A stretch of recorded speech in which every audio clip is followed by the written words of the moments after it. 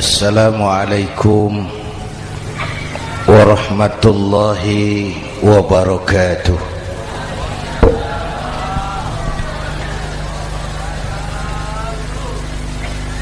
Alhamdulillahi wa kafa,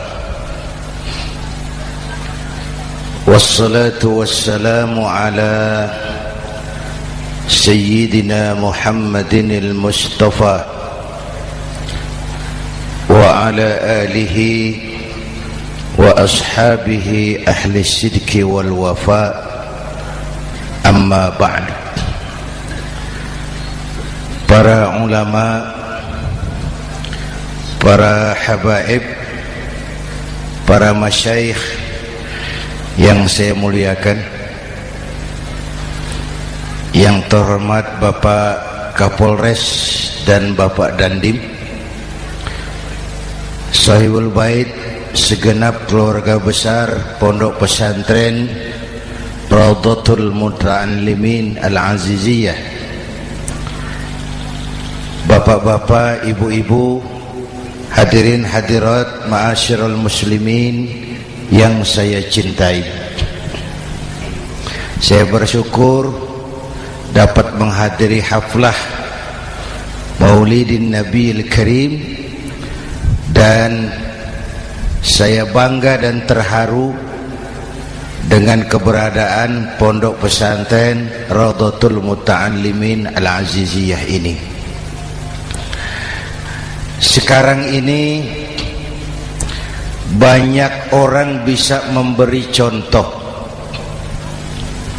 tapi sedikit orang bisa menjadi contoh. Memberi contoh itu mudah, tapi menjadi contoh itu yang sulit. Oleh karena itu, pada kesempatan ini kita ingin mengambil contoh bagaimana Rasul melaksanakan perjuangan. Apa modal utamanya? Saya sampaikan 3 sajalah, mudah-mudahan selesai 10 menit.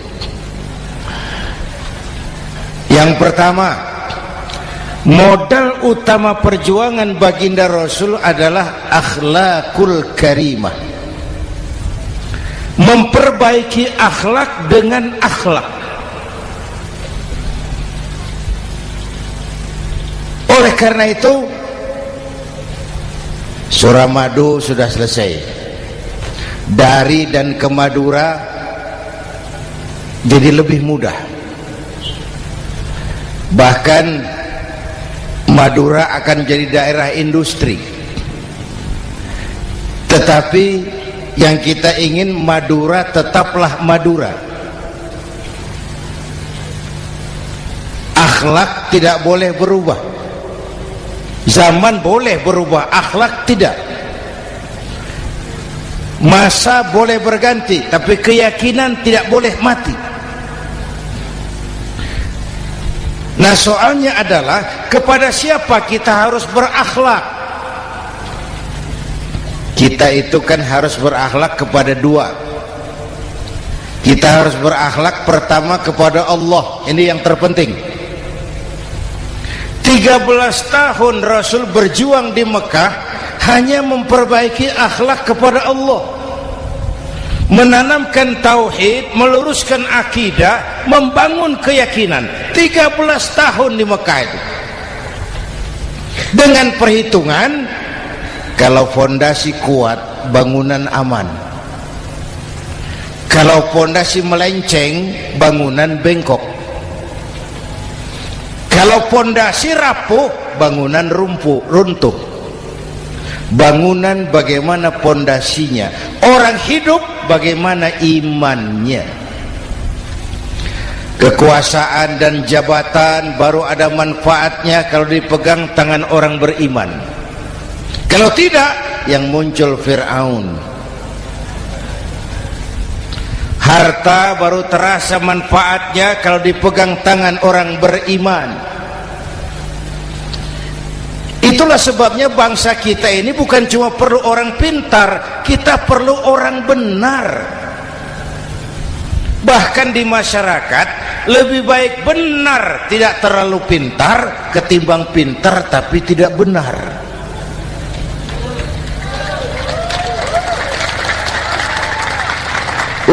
Kalau sudah pintar tidak benar, rusak rakyat itu Pak. Disuruh ngurus beras malah nimbun beras, ya. Disuruh ngurus laut jadi bajak laut. Disuruh ngurus hukum, bikin hukum seperti pisau, tajam ke bawah, tumpul ke atas. Kalau yang kecil salah, hukum cepat-cepat ditegakkan. Yang besar salah, diam pura-pura tidak mengerti. Itu yang melukai rasa keadilan.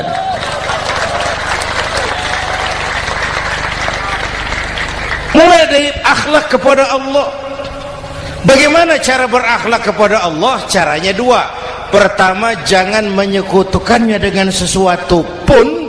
Yang kedua, jangan menyembah kecuali hanya kepadanya.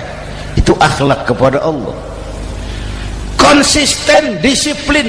Saya bersaksi tiada Tuhan selain Allah, maka saya tidak akan menyembah kecuali hanya kepada Allah. Saya tidak akan takut kecuali hanya kepada Allah. Saya tidak akan minta tolong kecuali hanya kepada Allah. Saya tidak akan melarikan persoalan kecuali hanya kepada Allah. Saya bersaksi Nabi Muhammad utusan Allah, Nabi terakhir. Tidak ada Nabi sesudah Nabi Muhammad. Harga mati, titik. Disiplin. Ada yang mengaku jadi Nabi, wajib tidak percaya.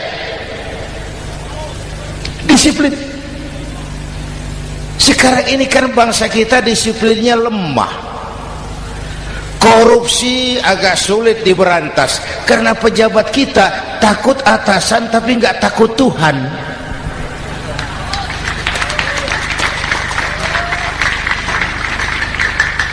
Itu sama dengan anak muda naik sepeda motor ngebut, lampu merah jalan terus, di stop sama polisi. Break. Iya Pak. Minggir. Siap. SIM ada Pak. SNK ada Pak.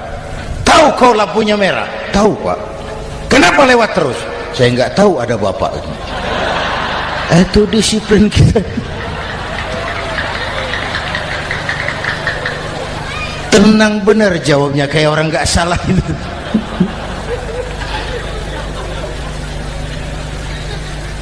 Iman. Apalagi belakangan ini saya sering bilang gini Pak, ini humor tapi agak tasawuf. Orang yang paling tenang hidupnya itu tukang parkir. Coba lihat tukang parkir, walaupun mobil banyak, mereknya bagus-bagus, tidak pernah sombong. Ini tenang. Nanti mobil pergi satu demi satu, habis sama sekali, dia tidak sedih. Tenang. Mobil banyak tidak sombong, mobil habis tidak sedih. Apa rahasianya? Ternyata, ini tasawufnya di sini. Tukang parkir tidak merasa memiliki, tapi merasa dititipi. Wah, itu. Siapa saja yang merasa memiliki, bersiaplah kehilangan, dan itu menyakitkan.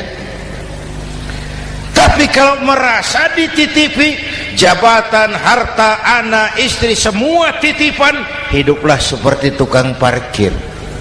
Pertama, titipan tidak boleh bikin kita sombong. Dititipi kok sombong, tidak pantas ya. Pak Zainuddin titip mobil ya, silakan. Yang punya mobil pergi, saya petatang peteteng. Tidak pantas dititipi kok sombong. Ada orang dititipi jabatan oleh Allah sombong. Dititipi sombong. Ada enggak pejabat sombong? Ada. Namanya Fir'aun. Itu pejabat-pejabat sombong anak buah Fir'aun semua. Dititipi harta oleh Allah jadi orang kaya, sombong, sama tetangga tidak mau kenal orang lain, kecil semua, jalan tidak injak tanah. kuntilanak. Yang kedua penting, titipan harus dijaga baik-baik. Kalau tidak, yang nitip marah. Yang nitip marah. Pak, titip sepeda motor, silakan. Waktu diambil sepeda motor, kaca spion pecah, knalpot hilang, bemper hancur. Marah enggak yang nitip? Marah. Saya kan titip, kenapa enggak dijaga baik-baik? Dititipi harta oleh Allah jadi orang kaya supaya bangun pesantren, bela yatim, santuni yang lemah. Pelitnya 17 setan. Yang nitip marah.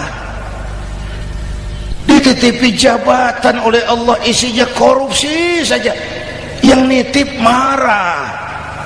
Nah, saya mau kasih lihat sekarang. Allah titip Indonesia. Allah titip Indonesia. Hai rakyat, ini Indonesia, aku titip, kata Allah. Sebentar, ada meja mau naik. Silakan, Mas. Iklan. Ya, terima kasih. Jangan disangka kalau disediakan air teh pidatonya jadi lama. Dekorasi ini kok. Sampai mana tadi? Hai rakyat, ini Indonesia, aku titip, kata Allah. Ini negara besar dan kaya. Titipan ini ditebus dengan keringat, air mata, darah, dan nyawa. Ini bedanya. Malaysia memang merdeka, tapi diberi Inggris. Singapura merdeka, diberi Inggris. Indonesia merdeka, keringat, air mata, darah, dan nyawa. Ini negara aku titip, kata Allah. Ini negara besar dan kaya. Buminya subur.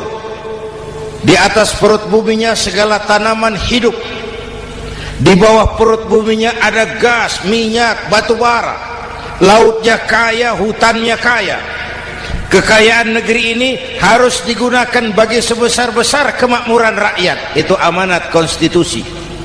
Disalahgunakan, dikorupsi, yang nitip marah. Yang nitip marah. Kalau dia marah, dia suruh makhluknya yang lain negur.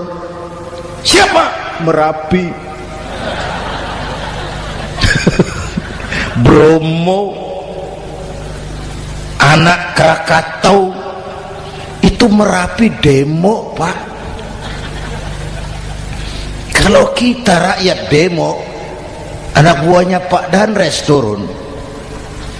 Tapi kalau Merapi demo, siapa yang mau ngatasi? Mbak Marijan.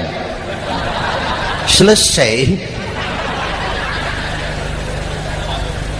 Sekarang Mbah Marijan sudah kumpul sama Mbah Surip di alam barzah, dia sudah ketemu dia. Kata Mbah Surip, tenang Mbah Marijan, tak gendong, aman sudah. Aman sudah. Saya mau bilang Merapi itu makhluk, Krakatau itu makhluk, Bromo itu makhluk. Tidak mungkin makhluk bergerak dengan sendirinya, pastilah ada yang menggerakkan. Maka baik-baiklah sama yang bikin angin supaya bertiupnya sesuai keperluan. Baik-baik dengan yang bikin air supaya datangnya sesuai kebutuhan. Baik-baik sama yang bikin gunung supaya meletusnya pelan-pelan.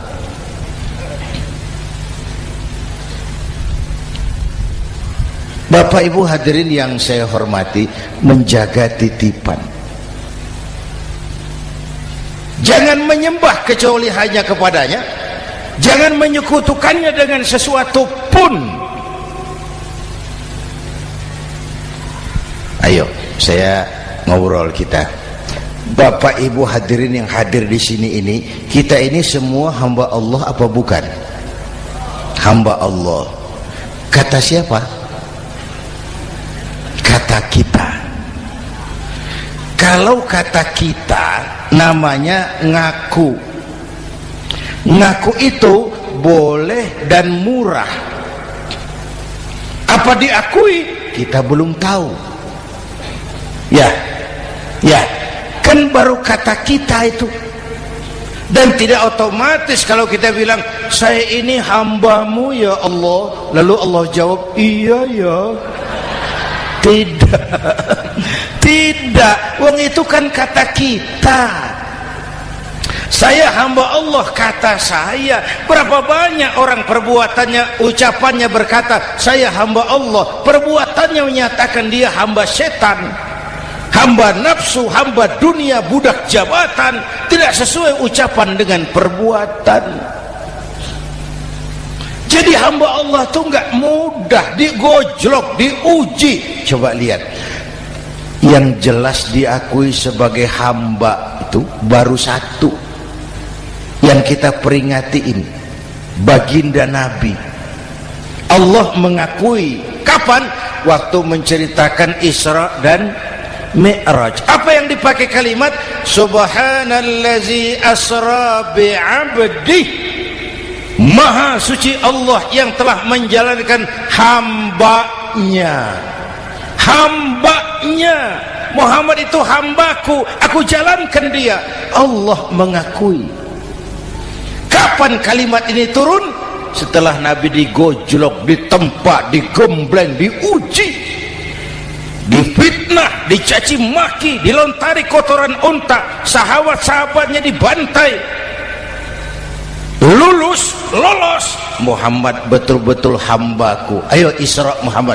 Subhanallazi asra bi'abdi, hambaku.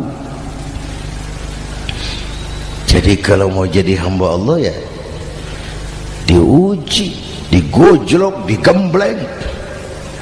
Nah, mari kita lihat kehambaan baginda Nabi. Orang yang paling bersih hatinya Rasulullah. Orang yang paling baik akhlaknya Rasulullah. Orang yang dosanya sudah mendapat jaminan ampun Rasulullah. Tapi Rasulullah kalau sholat malam bengkak kakinya karena rajin sujud. Hati bersih, akhlak terbaik, dosa sudah diampuni. Tapi kalau sholat malam kakinya bengkak karena rajin sujud. Saya tahu di sini juga banyak yang kakinya bengkak. Cuma urusannya apa, itu urusan masing-masing. Pada tingkat seperti itu Rasulullah, saya perlu Allah, saya perlu Allah, saya perlu Allah. Yang 100 tahun kita bangun selesai oleh gempa 3 menit. Ya, yang 100 tahun kita bangun ternyata selesai oleh gempa 3 menit. Kita perlu Allah, kita perlu Allah. Makanya musibah itu kan kalau menimpa orang baik-baik namanya ujian. Kalau menimpa orang setengah baik itu paru-paru yang bikin malaikat bingung. Sholat rajin, maksiat tekun, baca Quran mau, fitnah orang hobi, ngaji nyolong jalan terus. Untung di sini nggak ada yang begitu. Di Jakarta banyak. Di sini insya Allah sama. Jakarta. Orang separuh-separuh seperti itu kalau dapat musibah itu namanya teguran, bukan ujian. Kenapa ditegur? Lalai. Nah, kalau orang jahat dapat musibah itu namanya persekot. Uang muka tanda jadi. Kontannya nanti di akhirat. Kalau diuji bukan saja harus sabar, tapi harus lulus. Kalau ditegur, introspeksi, perbaiki yang kurang, kurangi yang memang berlebihan. Bertali-tali, bersambung-sambung musibah ini, dan musibah kalau datang tidak pernah memilih, tidak pernah memilih. Bapak Ibu hadirin yang saya muliakan, jadi mari yang pertama jaga akhlak kita kepada Allah. Jangan menyekutukannya dengan sesuatu pun, jangan menyembah kecuali hanya kepadanya. Sekarang kan musim entertain, orang pandai membangun pencitraan, orang pinter bikin bungkusan. Sekarang ini kiai sama dukun tipis bedanya. Bener Pak, pemburu hantu pakai sorban, pakai gamis, nanti kiai pakai helm. Atribut sudah kacau sekarang ini, siapa pakai apa, siapa mau jadi apa, tidak jelas. Sementara masyarakat kita memang agak kutil, kurang teliti, cepat heran, gampang kagum. Pernah terjadi suatu saat tabrakan di jalan, keras sekali, korban jatuh berlumur darah, dikerubungi orang banyak. Datang wartawan mau ambil gambar dari dekat, sulit, banyak sekali orang ngerubung. Dia cari akal, tolong saya dikasih jalan ke dekat korban. Orang menoleh semua. Saudara siapa? Saya bapaknya korban, katanya. Dia mengaku bapaknya korban. Ya orang minggir semua, minggir, ada bapaknya korban. Orang minggir semua, dia maju ke depan korban. Sampai di depan korban pucat mukanya itu wartawan. Kenapa? Yang ketabrak anak monyet, Pak. Dia sudah ngaku bapaknya korban.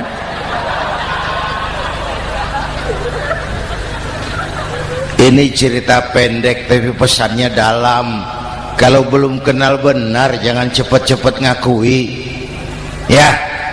Ya, rakyat harus cerdas sekarang ini. Emas pasti kuning, benar itu? Apa semua yang kuning pasti emas? udah cerdas lah itu, itu. Hati-hati, ini jangan pencitraan. Orang pandai bikin bungkusan. Oleh karena itu kita juga harus punya filter supaya tidak hanyut oleh kedangkalan-kedangkalan pencitraan itu. Satu itu akhlak kepada Allah. Yang kedua, kepada siapa kita berakhlak? Kepada sesama manusia. Kepada sesama manusia itu siapa? Pertama, sesama muslim. Malam ini saya hadir di sini, saya tidak merasa tamu. Saya hanya keluarga di tengah keluarganya.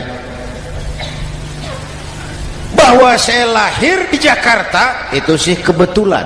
Saya enggak pesan. Yang kita tidak pesan jangan diributkan. Kita enggak pesan. Warna kulit seperti ini kita enggak pesan. Dari suku apa lahir kita enggak pesan. Potongan seperti ini kita enggak pesan. Islam membebaskan manusia dari ras diskriminasi. Pada waktu yang bersamaan Islam mengangkat harkat, derajat, martabat kaum wanita. Ini kasihan dari tadi nggak diajak ngomong nih. Pada waktu yang bersamaan Islam mengangkat harkat, derajat, martabat kaum wanita. Ibu-ibu mestinya lebih terima kasih sama Rasulullah. Sebelum Rasulullah datang, nasib perempuan menyedihkan, dilecehkan, harganya murah. Sebelum Rasulullah datang, murah. Sebelum Rasulullah datang, murah. Coba lihat wanita sebelum Islam, sedih, dilahirkan hanya untuk melahirkan, alat pemuas nafsu. Kalaupun berperan, peranannya cuma segitiga, dapur sumur kasur, kasur sumur dapur, putar-putar di situ saja. Nggak usah di Arab, dunia, di Jawa. Raja-raja Jawa sebelum kenal Islam seenaknya ngumpuli perempuan kan, selirnya yang 30, 50. Sultan-sultan di Turki piara harem ratusan orang perempuan. Kaisar terakhir dinasti Ming Cina bangun istana 1000 kamar, istrinya 1000. Innalillahi wa inna. Itu saya coba pikir, raja kalau istrinya 1000, kapan pakai kolor itu raja?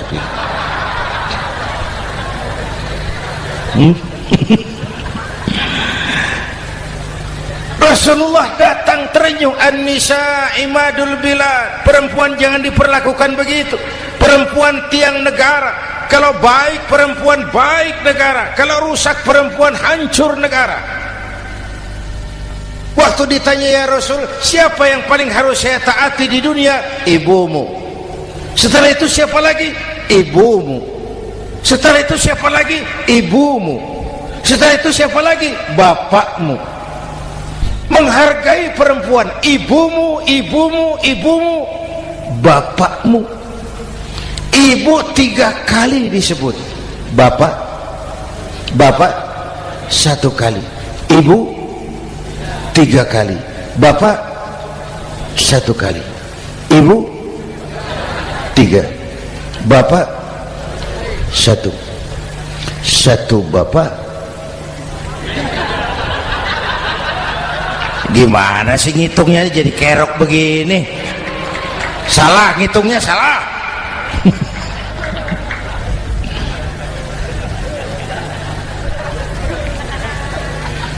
Lalu dicairkan kehidupan kemasyarakatan di masjid. Masya Allah, masjid itu pendidikan demokrasi betul. Pertama, siapapun masuk masjid copot sandal, buka sepatu. Benar itu? Ini masyarakat yang mau kita bangun. Tidak ada warga negara kelas 1, semua sama. Lurah masuk masjid buka sepatu, rah. Camat masuk masjid buka sepatu, mat. Gubernur masuk masjid buka sepatu, Nur. Nikmatnya masyarakat masjid, nikmatnya masyarakat masjid. Coba binatang saja harganya tidak sama toh. Sapi yang mahal yang gemuk, betul? Karena harga sapi pada dagingnya, makin gemuk sapi makin mahal harganya. Tapi ada burung perkutut lebih mahal dari sapi, padahal dagingnya sedikit, betul. Kenapa harganya lebih mahal dari sapi? Harga perkutut suaranya. Di mana harga manusia yang paling gemuk? Silahkan bersaing dengan sapi. Maaf, maaf, maaf, maaf. Inna akramakum indallah atqakum. Masyarakat masjid sudah coba sandal, buka sepatu, sudah masuk ke dalam sholat berjamaah. Kalau sudah ke dalam sholat berjamaah, tidak pernah kita usil dari mana orang datang, yang penting kemana dia menghadap. Itu masyarakat masjid. Dari mana kamu? Dari kidul, Pak, madhab ngulon. Kamu dari mana? Dari lor, Pak, madhab ngulon. Kamu dari mana? Dari kulon, madhab ngulon juga. Ini kan konsep bineka tunggal ika. Dari manapun orang datang, apapun warna kulitnya, dari suku apapun ia dilahirkan, kalau akidahnya sama, itu saudara kita. Lalu sholat berjamaah. Apa itu? Hidup bermasyarakat, berbangsa dan bernegara. Harus ada imam, harus ada makmum. Kenapa? Ini saya harus agak hati-hati ya, pakai sarung angin ini. Apa tadi ngomong apa saya? Sholat berjamaah, bermasyarakat, berbangsa dan bernegara. Ada imam, ada makmum. Siapa makmum? Kita ini rakyat. Siapa imam? Para pemimpin negara. Apa bedanya? Imam harus dipilih. Makmum nggak usah. Coba baca kitab fikih yang setebal apapun, nggak ada bab pemilihan makmum. Nggak usah, makmum nggak usah dipilih. Orang buta boleh jadi makmum, orang bisu boleh jadi makmum, tukang mabuk boleh jadi makmum, tapi tidak tiap orang boleh jadi imam. Imam harus dipilih. Siapa yang jadi imam? Pertama, a'lamuhum, orang yang paling alim di kampungmu angkat jadi imam. Yang paling alim, bukan yang paling tua. Yang paling alim, tahu urusan, punya konsep, punya visi dan misi, mengerti negara ini mesti dibawa kemana, jalan keluarnya apa, angkat jadi imam. Pak, ada dua orang Pak, alimnya sama, yang mana yang dipilih? Kalau ada dua orang alimnya sama, kata Nabi, afsahuhum, yang lebih fasih lidahnya. Apa artinya fasih? Nyambung sama rakyat, tahu apa yang dimaui rakyat, nyambung. Tidak sah orang fasih bermakmum kepada imam cedal.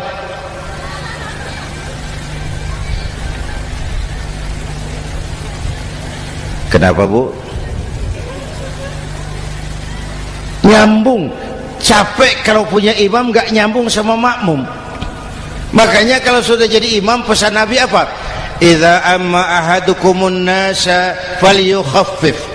Kalau kamu jadi imam, ringankan sholat kamu, jangan terlalu panjang. Itu makmum tidak sama kekuatannya.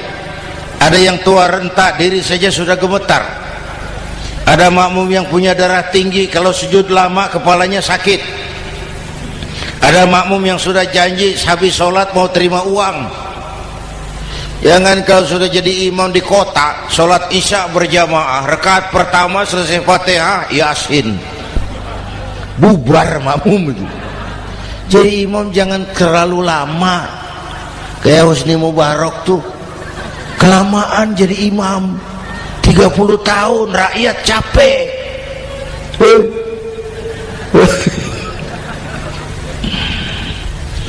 Bapak Ibu hadirin yang saya hormati, nah masyarakat Islam ini loyal, taat, setia. Kapan? Kalau imamnya benar.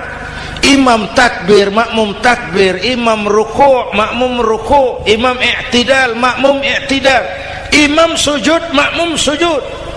Tapi masyarakat Islam tidak buta. Imam keliru, makmum wajib menegur. Ya, bagaimana negurnya? Mestinya ruku', imam sujud. Wah, keliru ini. Subhanallah, kan gitu. Itu aturan main.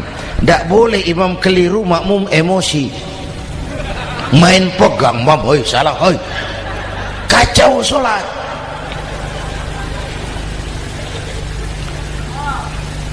Imam buang angin,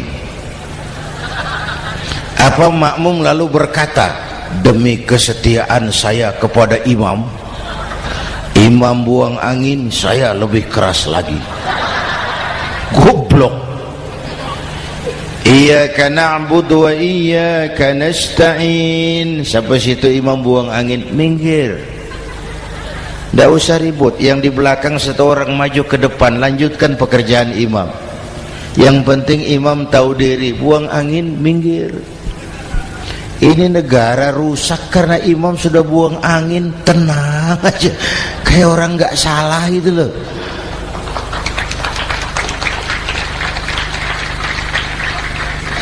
Selesai sholat dikasih tahu, imam tadi buang angin ya sedikit. Apa kalau nggak sedikit lalu nggak rusak sholat itu? Nah, dalam berjaga akhlak kepada sesama, ayo kita jaga kesatuan, persatuan, kerukunan, kekompakan.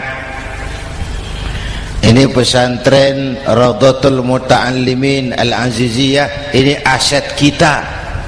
Keberadaannya, pengembangannya, kelangsungannya bukan sekedar tanggung jawab pengurusnya, tanggung jawab kita sesuai dengan bidang dan kemampuan masing-masing.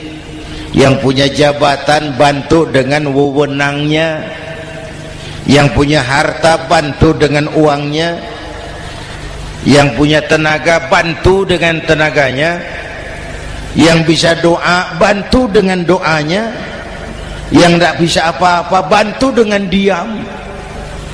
Diam saja lumayan loh itu membantu. Bapak Ibu hadirin yang saya hormati, saya ingat almarhum Panglima Besar Sudirman pernah bilang, kamu itu kalau mau menang harus kuat, kalau mau kuat harus bersatu, kalau mau bersatu hidupkan semangat silaturahmi. Mau menang harus kuat, mau kuat harus bersatu, mau bersatu hidupkan silaturahmi. Bapak Ibu hadirin, rukun antar umat seagama. Beda pendapat boleh, marah jangan. Kalau di Jakarta kan sekarang lagi musim apa itu wahabi yang bid'ah, sedikit bid'ah itu. Saya sih bilang yang suka tahlil bagus, terusin. Yang nggak suka tahlil nggak apa-apa, tapi jangan mencaci maki yang suka tahlil. Orang yang mabuk masih banyak kok yang tahlil dicaci maki. Kita nih seperti orang kurang kerjaan. Waktu guru saya Hadratul Mukarram Ki Haji Dr. Idham Khalid wafat, saya ajak orang baca Fatihah. Selesai, saya lagi duduk di belakang, seorang pengusaha nemui saya, Kiai, kenapa? Saya coba ingin kepastian. Apa? Orang yang sudah mati dibacakan Fatihah itu, apa pahalanya sampai? Saya bilang gini, Mas, kamu kalau nggak percaya mati aja dulu. Saya bacain Fatihah, tunggu di sono.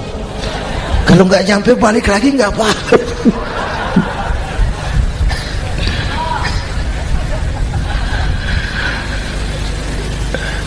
Depan rumah saya itu ada masjid, Pak, pakai beduk seperti itu. Ada teman saya Kiai pakai beduk masjidnya. Iya pakai. Kan Rasulullah enggak pakai. Enggak memang. Bid'ah tuh. Oh, siapa bilang? Beduk itu bukan agama, itu budaya, tanda masuk waktu. Bukan manggil orang sholat. Manggil orang sholat pakai azan. Tanda masuk waktu, itu hebatnya Wali Songo, pakai beduk. Kalau nggak mau pakai beduk boleh, teriak-teriak juga boleh. Maghrib, boleh. Tapi Wali Songo kan bijaksana, pakai beduk saja, sekali pukul satu desa dengar. Itu bijaksananya dakwah Wali Songo. Kalau beduk dianggap bid'ah, miskin kita. Itu budaya. Seperti sepeda motor, itu budaya. Kalau nggak mau pakai beduk boleh, teriak-teriak juga boleh. Maghrib, boleh. Tapi Wali Songo kan bijaksana, pakai beduk saja, sekali pukul satu desa dengar. Itu bijaksananya dakwah Wali Songo. Kalau beduk dianggap bid'ah, miskin kita. Itu budaya. Seperti sepeda motor, itu budaya. Kalau beduk dia nggak bid'ah, sepeda motor bid'ah tuh. Rasulullah nggak pakai, jual, beliin unta.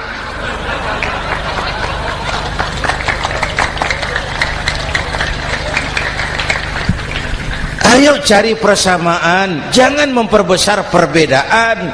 Hormati pendapat orang kalau pendapat kita juga ingin dihormati. Kasus Ahmadiyah meledak lagi di Cikesik, Banten. Lalu pendekar-pendekar HAM menganggap itu tirani, mengganggu kebebasan beragama. Dia lupa bahwa Ahmadiyah masalahnya bukan kebebasan beragama, tapi penodaan terhadap agama. Kalau kebebasan beragama sih umat Islam welcome. Orang mau Hindu, mau Buddha, mau Kristen bebas memilih agamanya masing-masing. Tapi ini kan Ahmadiyah lain, ngakunya Islam tapi ada nabi lagi sesudah Nabi Muhammad, namanya Mirza Ghulam Ahmad, asal dari India. Saudara hadirin yang saya hormati, ini yang prinsip penodaan terhadap agama. Kalau nggak ngaku Islam nggak masalah. Supaya mau aman caranya cuma dua, Ahmadiyah jadi agama sendiri, karena Malaysia sudah melarang, Brunei sudah, Rabitoh Alam Islami menyatakan aliran sesat, Saudi Arabia melarang pengikut Ahmadiyah pergi bikin haji dan dianggap non muslim. Cuma memang pemerintah kita nggak tegas. Kalau dari dulu dinyatakan dilarang, nggak akan ada lagi kasus-kasus seperti itu.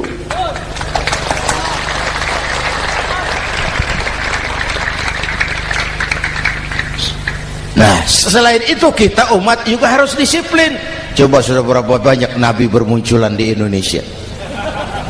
Dan Indonesia ini saya heran, Indonesia ini pasar bagus, Pak. Kalau ada nabi, ada aja pengikutnya, saya heran tuh. Indonesia ini pasar bagus.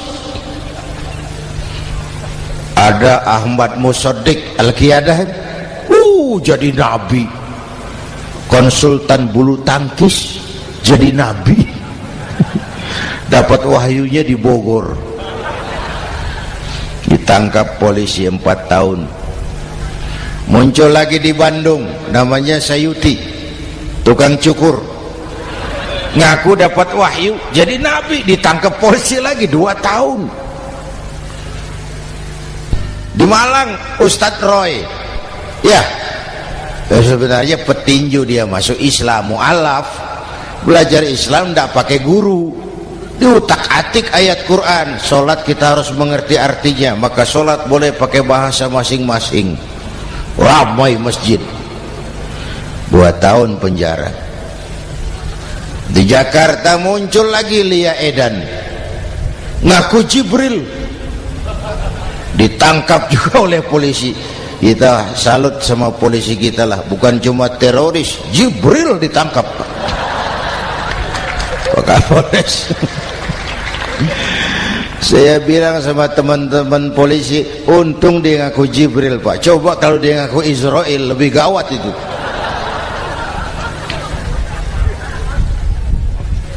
Yang parah, antara Cirebon Losari, dia perbatasan Jawa Tengah Jawa Barat, pernah muncul agama baru namanya agama Jasun, agama Jawa Sunda, agama Jasun Jawa Sunda.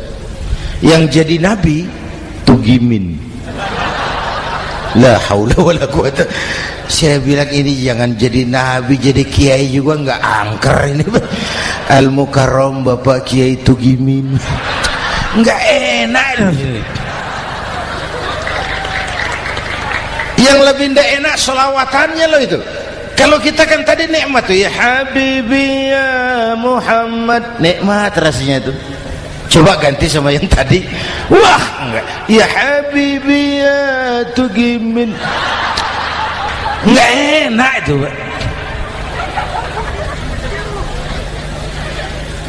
Jadi umat Islam itu sangat menghormati orang lain agama. Soal agama orang lain, lakum dinukum, awas hati-hati kalimatnya. Kita menghormati orang lain agama.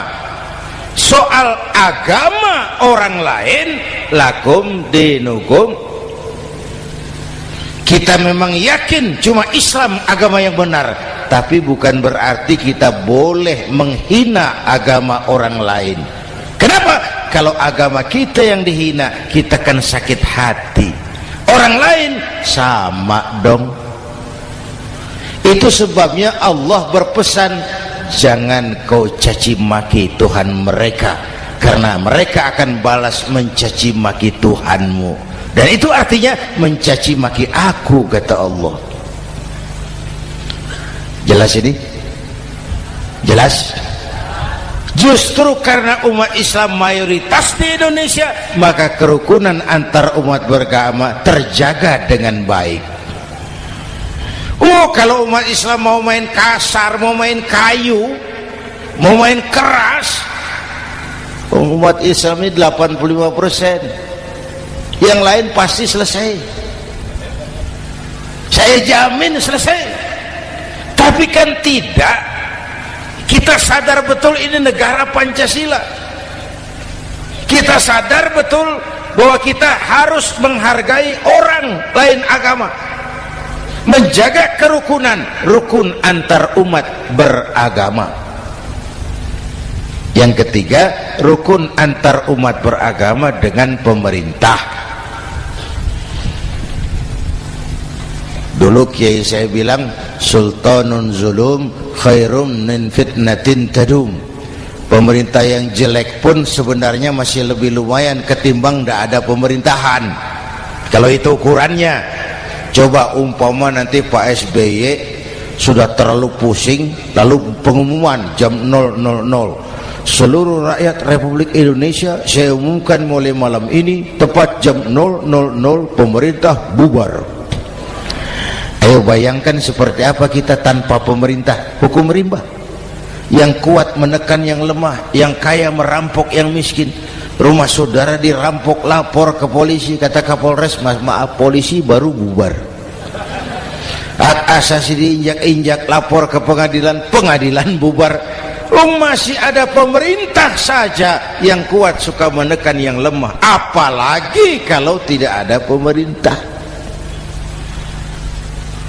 Karena itu ulama dan umara dua pilar utama. Kalau kuat keduanya, kuatlah masyarakat. Kalau rapuh keduanya, maka rapuhlah juga masyarakat. Bapak Ibu hadirin yang saya hormati, ini yang kedua, kita harus berakhlak kepada sesama. Yang ketiga, kepada siapa kita harus berakhlak? Kenapa? Iya, saya cuma lihat jam. Yang ketiga, kepada siapa kita harus berakhlak? Kita ini harus berakhlak kepada makhluk Allah yang lain di luar manusia. Kepada air kita harus berakhlak loh Pak.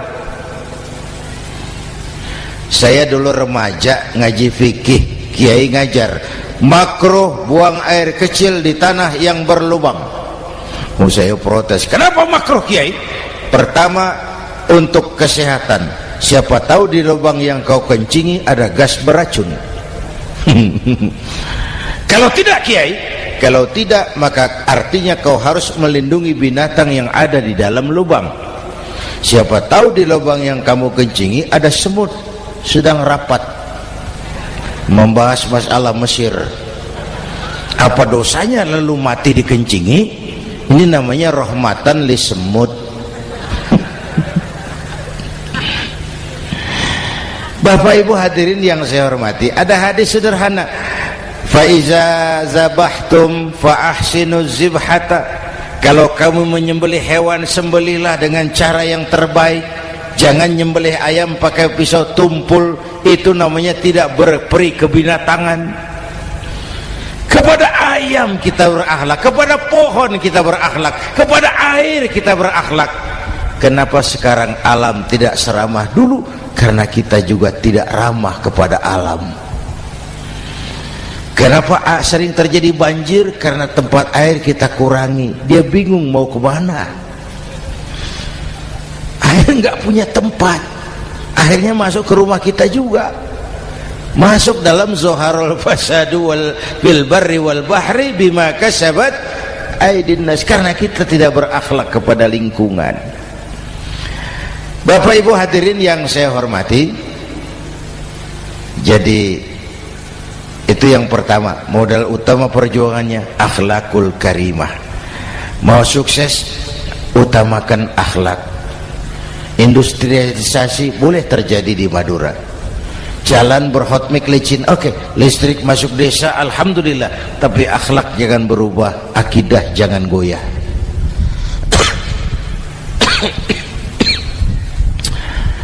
Teknologi tidak bahaya, yang bahaya orang yang menggunakannya. Wayang itu yang namanya cepot itu bisa selawat badar kalau yang megang Anom Suroto. Cepot bisa selawat badar kalau yang megang Anom Suroto. Wayang bagaimana dalangnya, teknologi bagaimana orang yang menggunakannya. Satu. Yang kedua yang kita contoh dari baginda Rasul, beliau itu sejak kecil tidak dimanjakan, Pak. Lahir ke dunia tidak sempat melihat wajah bapak. Umur 6 tahun ditinggal ibu. Umur 9 tahun ngembala kambing, berniaga ke Syam. Syam itu Syria sekarang. Umur 9 tahun bisnis lintas negara dari Saudi ke Syria. Remaja tidak dimanjakan, kerja keras, peras keringat, banting tulang, tidak ada pekerjaan halal yang hina. Lahir pribadi yang tegar, mental yang tahan banting, manusia yang tidak cengeng karena sejak kecil ditempa oleh kesulitan. Jadi gini, orang itu kalau biasa susah, ketemu susah, tidak kaget, Pak.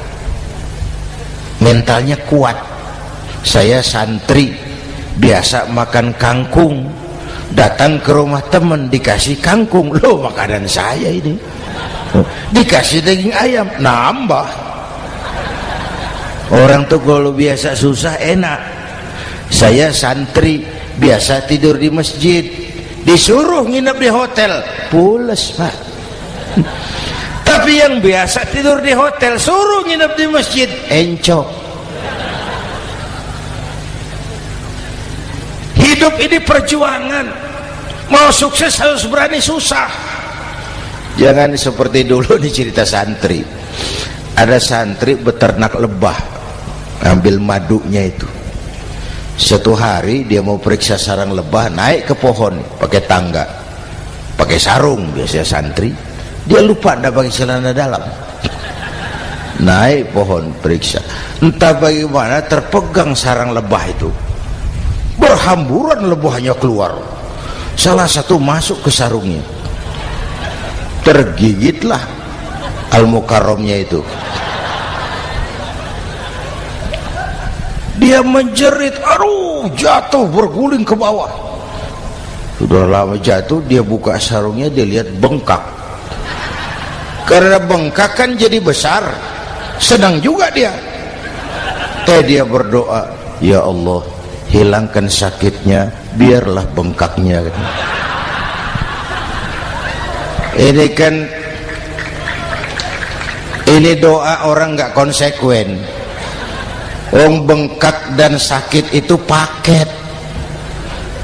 Mau bengkak ya harus berani sakit. Masa sakitnya bengkaknya mau, sakitnya nggak mau. Itu satu itu. Yang kedua, kita ini sering kalau punya cita-cita sering seperti rapat tikus. Satu hari sekelompok tikus rapat paripurna tikus untuk mengantisipasi bahaya kucing. Bagaimana supaya kucing itu jangan lagi mengganggu kita. Akhirnya ada yang mengusulkan begini, bagaimana kalau di leher kucing kita gantungkan lonceng, supaya kalau dia datang dari jauh suaranya sudah kedengaran dan kita bisa lari menyelamatkan diri. Wah, cerdas dia. Setuju, setuju semua. Setuju, setuju, setuju, bagus. Nah, oke. Waktu pembicaraan dilanjutkan, tikus mana yang mau menggantungkan lonceng ke leher kucing? Rapat bubar.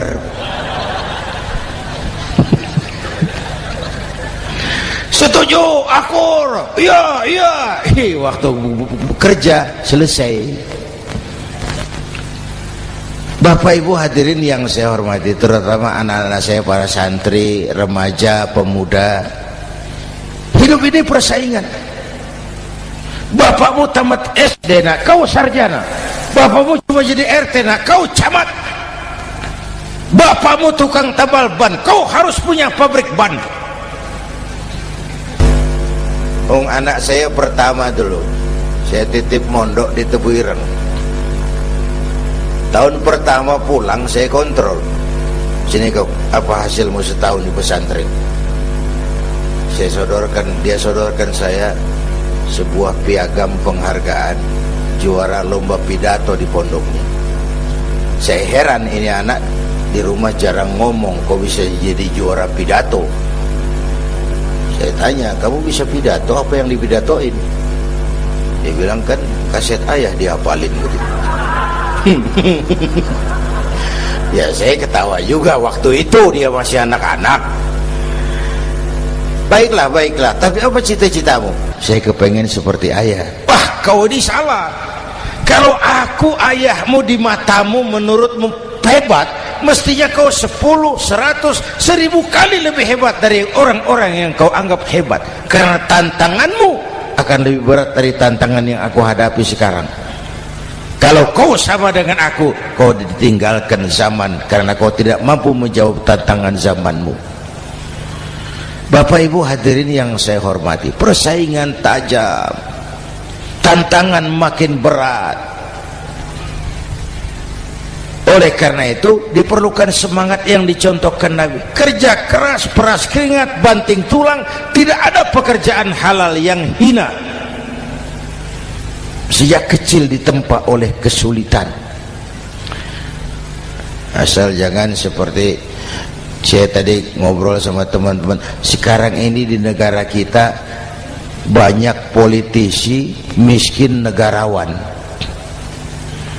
Pejabat-pejabat kadang-kadang kalau ngelihat rakyat tuh komentarnya nggak berpihak kepada rakyat. Saya ingat waktu Mentawai dihantam gempa, Nias hancur, infrastruktur hancur, rumah rakyat luluh lantak. Ketua DPR Pak Marzuki Ali bilang, bagaimana itu rakyat? Ya itu resikonya punya rumah di pinggir laut. Waduh, ini bukan komentar pemimpin, rakyat lagi susah kok dibilang kayak gitu. Saya prihatin dengan ucapan kayak gitu. Waktu cabai 100.000, di sini berapa sekarang? Sama ya.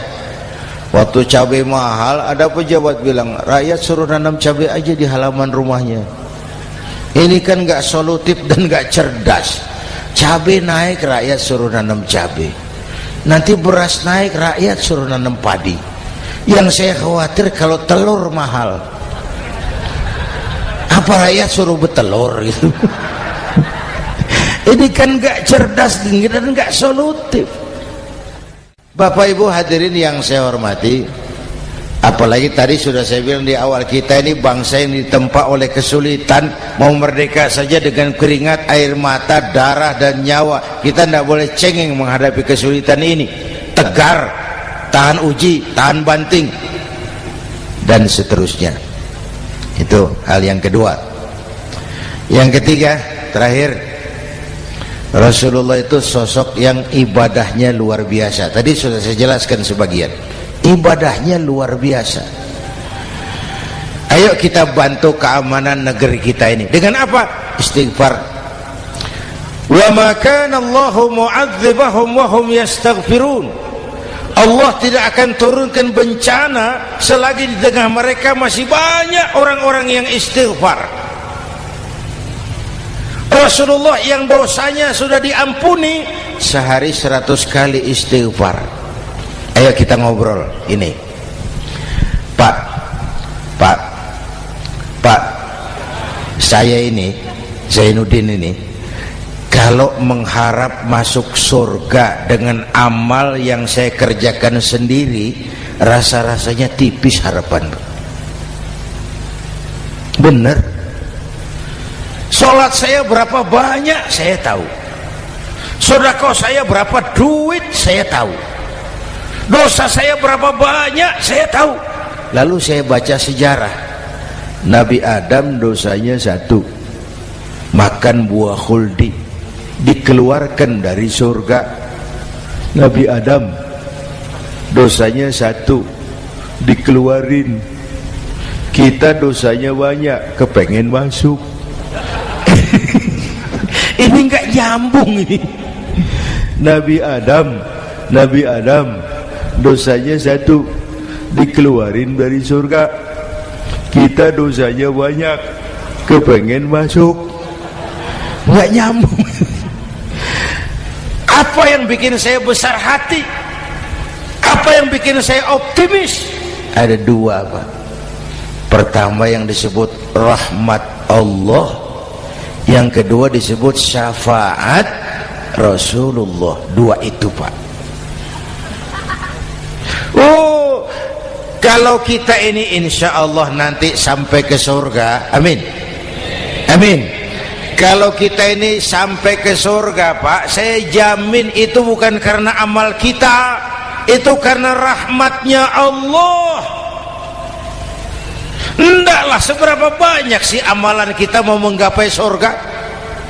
Kalau bukan karena rahmatnya Allah, sulit sampai ke sana. Manusia, dosamu besar, tapi lihat rahmatku lebih besar. Manusia, salahmu banyak, tapi ampunanku lebih banyak. Kau nangis di hadapanku, aku senyum melihatmu. Kau berjalan menujuku, aku berlari menyambutmu. Istighfarnya sehari 100. Lalu ada hadis qudsi, inni la ahammu bi'adzabi ibadi. Kadang-kadang aku pengen turunkan azab, bencana kepada manusia, tapi ketika aku melihat 3 perkara, murkaku surut, bencana aku tarik kembali. Coba perhatikan hadis kursi ini. Allah mau marah hendak jadi, bencana ditarik, musibah diangkat. Kenapa? Ada yang meredam murka Allah. Allah enggak jadi marah. Siapa? Pertama, suyukhan rukka. Aku lihat orang-orang tua tengah malam sujud sambil berlinang air mata, nangis di hadapan Allah. Itu kita hutang jasa loh, Pak, sama orang-orang yang tengah malam sujud nangis di hadapan Allah. Lihat yang begitu Allah tidak jadi marah.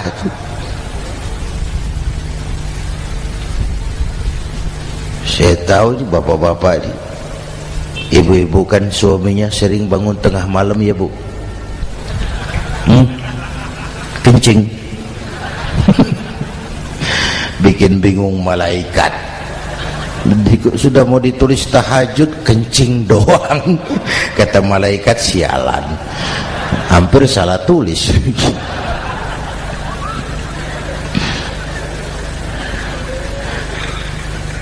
Aku lihat orang tua tengah malam sujud sambil berlinang air mata. Lalu aku lihat bayi-bayi tanpa dosa masih menyusu, sibyanan rudda. Bayi-bayi tanpa dosa masih menyusu, suci bersih, belum ternoda. Wa bahaiman rudda. Dan aku lihat binatang ternak melata mencari makan, kambing mudah cari rumput, alam terjaga keasriannya. Bagaimana bencana enggak mau nambah? Kita mengamalkan hadisnya juga terbalik. Yang diminta itu orang tua tengah malam sujud, bayi tanpa dosa nyusu. Sekarang bayi tanpa dosa dibuang ke tempat sampah gara-gara orang tua tengah malam nyusu. Terbalik namanya. Yang diminta itu orang tua tengah malam sujud, bayi tanpa dosa nyusu. Ini bayi tanpa dosa dibuang ke tempat sampah gara-gara orang tua tengah malam.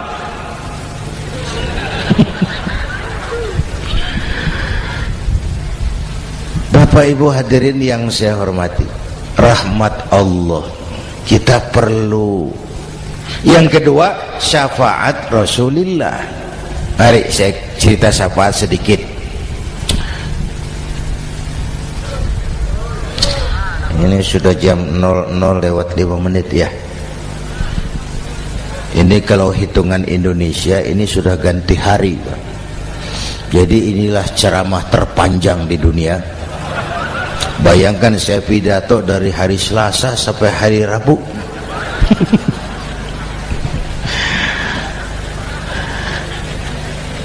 Syafaat.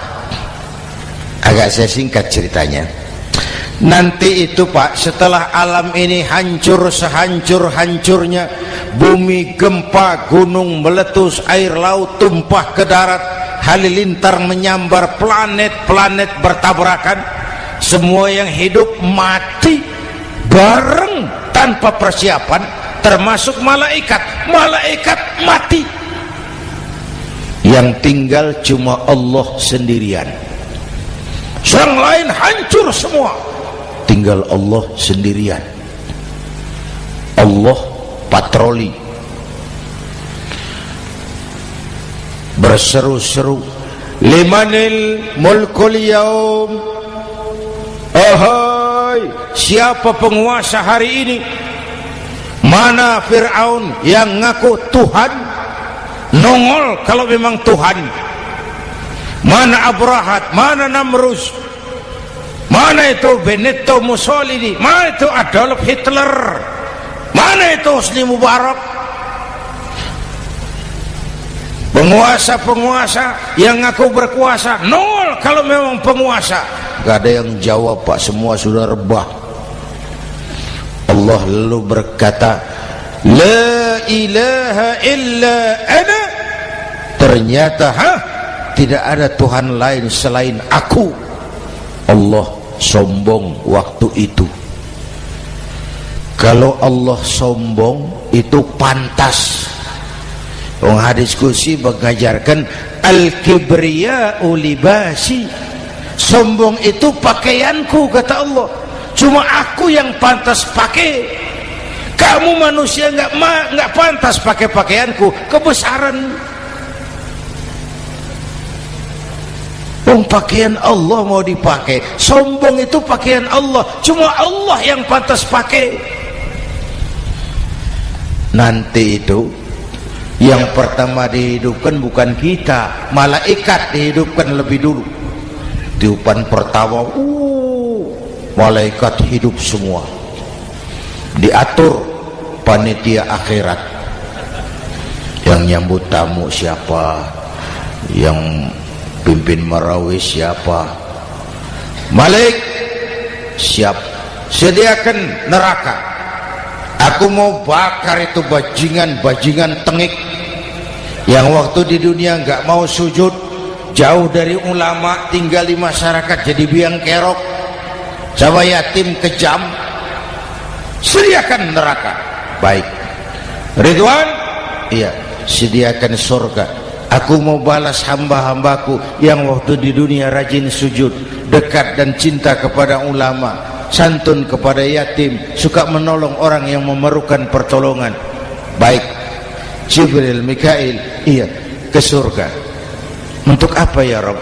Ambil kendaraan bernama Buraq, turun ke alam, cari di mana kubur kekasihku Muhammad, bangunkan dari kuburnya, bawa ke surga. Turun Jibril dan Mikail, cari kubur Nabi. Wong alam sudah hancur-hancuran, jangan cari kuburan, cari bangkalan aja nggak ketemu. Bingung dua-dua. Jibril, sebelah mana kubur Nabi? Nggak tahu Mikail. Lalu dua-duanya sujud mohon pertolongan Allah. Dengan izin Allah terbuka kubur Nabi. Allahumma sholli alaihi wa ala alihi. Bangun dari tidur seperti orang bangun dari kubur seperti orang bangun tidur. Nabi mengusap mata, menoleh ke kanan Jibril, menoleh ke kiri Mikail. Lalu tanya, ayu yaumin hadza ya Jibril? Ini hari apa Jibril? Ini hari apa? Hadza ma wa'ada ar-Rahman. Ini hari yang dijanjikan Allah Muhammad. Ini kiamat. Kiamat Jibril? Kiamat. Jibril, kalau memang ini hari kiamat, aina ummati? Umat saya mana Jibril? Umat saya mana? Allah karim.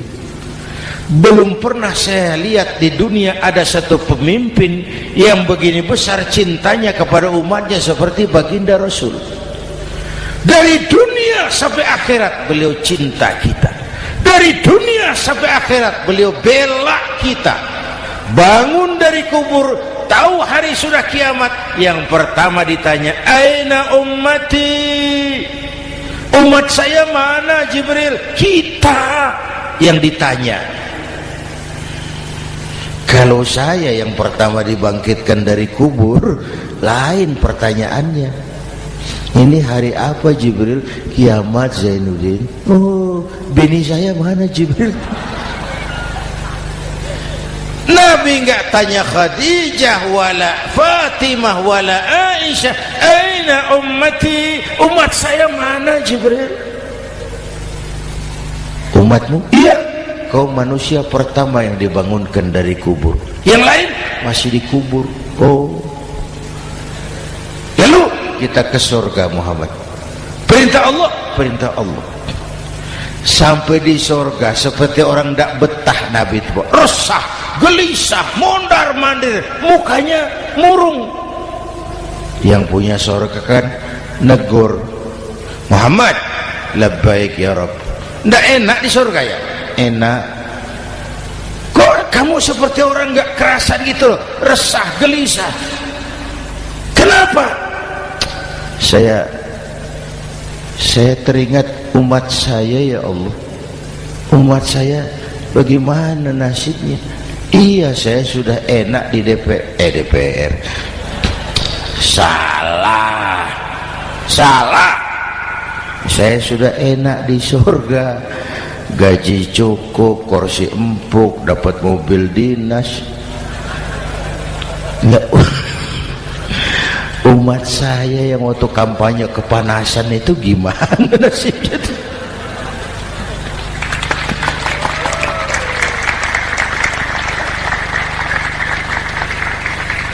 Makanya dulu di Senayan, di depan kantor DPR tuh banyak tukang kaca jualan di situ. Saya bilang ini tukang kaca pintar dagangnya di situ. Pas, maksudnya supaya yang mau berkantor di situ ngaca dulu.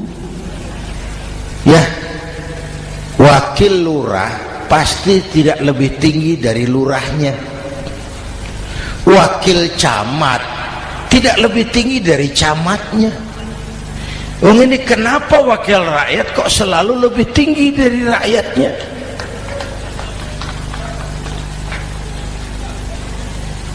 Kan yang memberikan mandat kita rakyat. Kemerdekaan bertujuan mengantarkan rakyat ke gerbang kesejahteraan.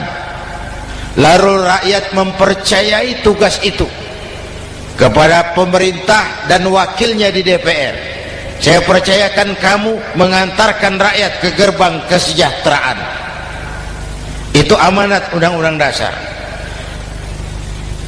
Biasanya yang diantarkan sampainya lebih dulu biasanya. Yang diantar sampai lebih dulu, yang mengantar nyusul, namanya ngantar belakangan. Ini lebih cepat wakil rakyatnya makmur daripada rakyatnya. Yang mau ngantar makmurnya lebih dulu dari yang mau diantar. Yang diantar kelelerahan di jalanan, yang mengantar udah sampai. Jadi bagaimana Muhammad? Saya minta izin mau keluar, tengok saya punya umat. Oke, saya potong ceritanya. Saat manusia dibangkitkan dari kuburnya masing-masing, Masya Allah, Masya Allah, saya nggak sanggup bayangkan jumlah manusia yang hidup di muka bumi sekarang kan 6 miliar. Cina berdua, India 2,5 miliar. Cina 1,5 miliar, India 1 miliar rakyatnya. Berdua sudah 2,5 miliar. Itu kalau kencing bareng banjir besar. Bayangkan manusia dari awal sampai akhir berapa puluh miliar kumpul di padang mahsyar. Subhanallah. Sibuk, panik, bingung mau disidang di hadapan Allah. Sebagian kumpul di pojokan berunding, kita mau disidangi. Terus ayolah kita cari bantuan. Kemana? Adnan Buyung. Begini. Kita ini kan anak cucu Nabi Adam. Pantas dong kita minta tolong sama beliau. Yuk, setuju. Berangkat cari Nabi Adam. Ya Adam, anta abal bashar. Adam, tuan datuknya manusia, kami cucu kamu, anak turunan kamu mau disidang, tolong kami Adam, tolong. Kata Nabi Adam, Quraisy mas, rombongan Jawa udah aku naik mumet lagi sama Nabi Nuh saja. Nuh bilang tidak bisa, saya juga punya masalah, pernah minta obat ditenggelamkan. Ibrahim barangkali, semua Nabi hand up, angkat tangan. Dikala itu yauma la yanfa'u malun wala banun, di mana harta tidak ada lagi artinya, anak-anak tak jadi beban, tiap orang sibuk dengan urusannya sendiri-sendiri. Saat itu ada satu pemimpin, Allahumma salli alaihi wa ala alihi, diizinkan Allah. Dikala semua nabi yang lain angkat tangan hand up, beliau malah ummati ana laha, ta'ali ummati, ta'ali ummati, umatku sini, umatku sini. Beliau memanggil-manggil umatnya. Yang bagaimana yang dipanggil? Ada hadis, inna ummati ya'tuna yaumal qiyamah ghurran muhajjalin min atharil wudu. Umatku besok di akhirat datang menghadap Allah dengan muka bersinar-sinar karena sering wudu. Sering wudu kan sering sujud, masa cuma wudu tapi enggak sujud? Itu nanti ndak usah mengaku Rasul yang panggil, sini umatku.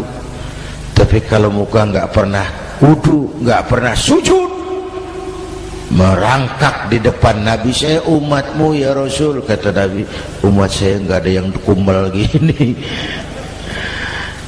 Dikala itu beliau berkenan memberikan syafaat. Syafaat itu saudara-saudara, saya pakai sarung, sobek sedikit, syafaat itu nambeli itu loh. Salat saya kurang sedikit, sedekah saya campur riak sedikit, puasa saya tidak ikhlas sedikit, ditutup dengan syafaat. Saya mau dagang, perlu modal 20 juta, saya punya uang 15 juta, yang 5 juta syafaat. Jadi harus ada modal. Kalau sholat tidak pernah, sedekah tidak pernah, lalu syafaatnya dari mana? Yang dapat tambelan itu yang punya sarung bolong, punya sarung sobek, ditambal dengan syafaat. Lah kalau tidak ada sarung, apa yang mau ditambal? Ya. Nah, mudah-mudahan kita semua mendapat rahmat Allah dan mendapat syafaatnya Rasulullah Sallallahu Alaihi Wasallam. Bapak Ibu hadirin, sudah 7:30 lewat 4 jam. Saya pun kangen, tapi hari sudah larut. Insya Allah lain kesempatan kita jumpa lagi. Terima kasih kepada Al-Mukarramun, para ulama, para habaib, pengasuh pesantren Raudhatul Muta'allimin Al-Aziziyah, dan semua yang hadir. Mudah-mudahan yang saya sampaikan ada manfaatnya. Usikum wa iyaya bitaqwallah. Aqulu qawli hadza fa astaghfirullahal azim li wa lakum. Wassalamu alaikum warahmatullahi wabarakatuh.